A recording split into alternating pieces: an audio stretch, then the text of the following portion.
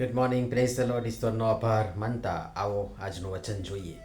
છેવટે તમે સર્વ એક મનના, બીજાના સુખ દુઃખમાં ભાગ લેનારા, ભાઈઓ પર પ્રીતિ રાખનારા, કરુણાળુ તથા નમ્ર થાઓ. ભૂંડાઈને બદલે ભૂંડાઈ ને નિંદાને બદલે નિંદા ન કરો, પણ તેથી ઉલટું આશીર્વાદ આપો, કેમ કે તમે આશીર્વાદના વારસ થાઓ.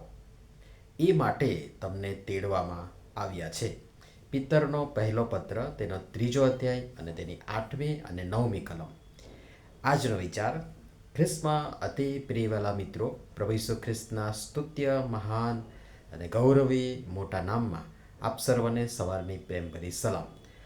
ઉપરોક્ત કલમમાં 7 બાબત કરવા માટે કહેવામાં આવી છે અને એ માટેનું કારણ અથવા હેતુ પણ ત્યાં સ્પષ્ટ કરવામાં આવ્યા છે. એ 7 બાબત ક્રમબદ્ધ આપણે જોઈએ તો એમાંની પહેલી બાબત, એક મનના થાઓ. બીજી બાબત, બીજાના સુખ દુઃખમાં ભાગ લો. ત્રીજી બાબત, ભાઈઓ પર પ્રીતિ રાખો. ચોથી બાબત, કરુણાળુ થાઓ. પાંચમી બાબત, નમ્ર થાઓ. છઠ્ઠી બાબત, ભૂંડાઈને બદલે ભૂંડાઈ અને નિંદાને બદલે નિંદા ન કરો. અને 7મી અને છેલ્લી બાબત, આશીર્વાદ આપો. કારણ તમે આશીર્વાદના વારસ થાઓ. અને આ બધા પાછળનો જે હેતુ શું છે, તો એનો જવાબ પણ સ્પષ્ટ છે કે એ માટે તમને તેડવામાં આવ્યા છે. હવે પ્રભુની બીક અને પ્રભુનો ભય રાખી પ્રામાણિકતાથી જો આત્મમંથન કરીશું અને એ આત્મમંથન કરતા જુઓ આ 7 બાબતમાંથી હું શું કરું છું, મારો વારસો ક્યાં, મારા જીવનનો હેતુ અને તેડું ક્યાં.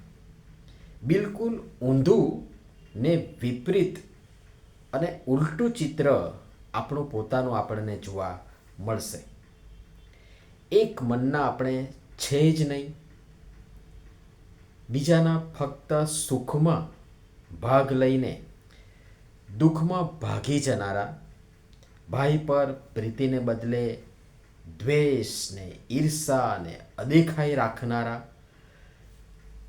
કરુણા અને નમ્રતાનો છાંટો આપણામાં લગીરે નથી.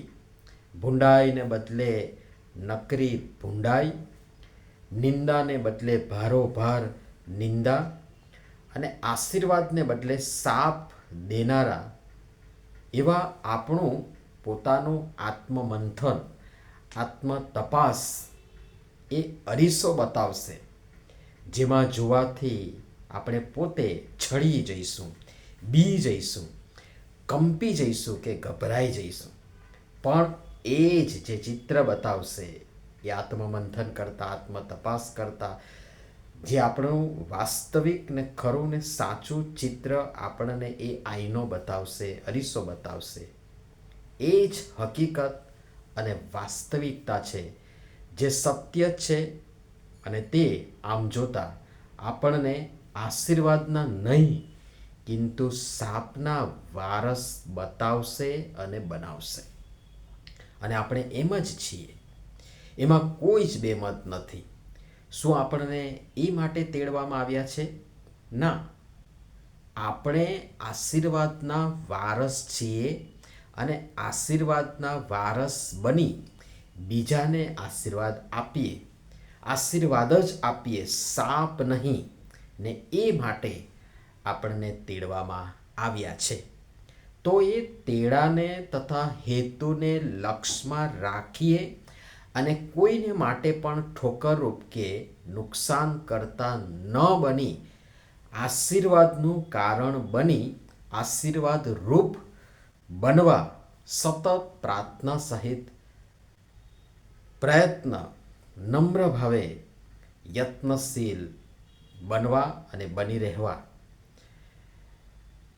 મારી આપ સર્વને અપીલ હોઈ શકે અને સાથે સાથે પ્રાર્થના પણ હોઈ શકે કે જેના માટે આપણા પ્રભુએ આપણને તેડ્યા છે. અને પ્રભુ પિતા પરમેશ્વર આ બધી બાબતો સમજવા અને કરવા આપણ સર્વને એક સરખી રીતે તેમની કૃપા આપો, સમજવા સહાય તથા મદદ કરો. આવો નમીએ પ્રાર્થના કરીએ. પ્રેમાળ પિતા, તમારા બાળકો તરીકે અમને મળેલ તક અને અધિકારનો ઉપયોગ કરતા અને નકારાત્મક ભૂમિકા ભજવી તોડફોડવાળી પ્રવૃત્તિ કરનારા અને નુકસાન કરનારા નહીં, પરંતુ એકબીજાનું મંગલ, સારું, ભલું ઈચ્છનારા અને કરનારા અમે બનીએ. એ માટે અમે આપસી મતભેદો ભૂલી એક મનના બીજાના સુખ દુઃખમાં ભાગ લેનારા, પરસ્પર પ્રીતિ રાખનારા, કરુણાળુ અને નમ્ર બની ભૂંડાઈનો બદલો પણ ભલાઈ દ્વારા વાળનારા, નિંદા નહીં કરનારા, આશીર્વાદ રૂપ વારસ બની જેના માટે અમને તેડવામાં આવ્યા છે એ તેડાને યોગ્ય થઈ ચાલવા કૃપા કરી આમ સર્વની તમે સહાય તથા મદદ કરો. પ્રભુ ઈસુના નામમાં આમીન. ધન્યવાદ.